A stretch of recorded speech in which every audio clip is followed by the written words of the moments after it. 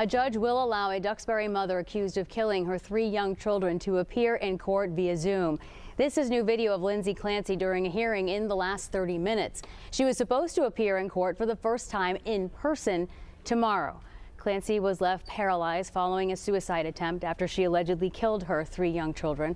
Boston 25's Bob Ward is with me now. So Bob, her defense team requested that she not appear in person for mental health issues, and if she does ever go to court, they do want some special accommodations. Yes, because they say that Lindsay Clancy has some very serious needs that must be met for physical needs and her mental health needs, and still this decision still leaves unanswered a key issue.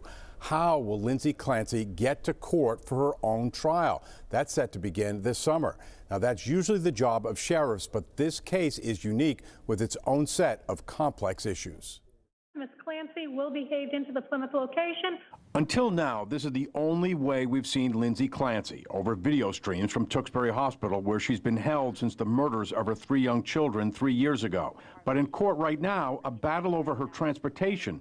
Clancy's lawyer wants her driven to court in an ambulance and not in a sheriff's department's wheelchair van. Boston defense attorney Peter Ellikin tells me, given Clancy's physical and mental health needs, he's not surprised. It is not an unreasonable request that she be taken in an ambulance every day because, first of all, she's not a flight risk. She's not going to escape, and that's a crucial thing. Lindsay Clancy is charged with first-degree murder for the strangulation deaths of her children. Clancy jumped out of a second-floor window of her Tewksbury home in an apparent suicide attempt. She's now a paraplegic. Clancy's lawyers plan to argue that over-medication and postpartum mental illness were behind the murders. Certainly this defendant, Lindsay Clancy, is going to need more support than a typical defendant who is brought in a sheriff's van in handcuffs and shackles. Boston defense attorney Elise Hershon tells me the issue over Clancy's transportation may set the tone for her trial. She is a sympathetic defendant in this. She's a victim also of mental health issues. The question is this premeditated murder or a result of mental health or defect, which is the legal term for it? That's going to be the huge issue at trial. So at one point, Lindsay Clancy's trial was scheduled to begin next month, but now it says to start in July. And just how will Lindsay Clancy be transported to court?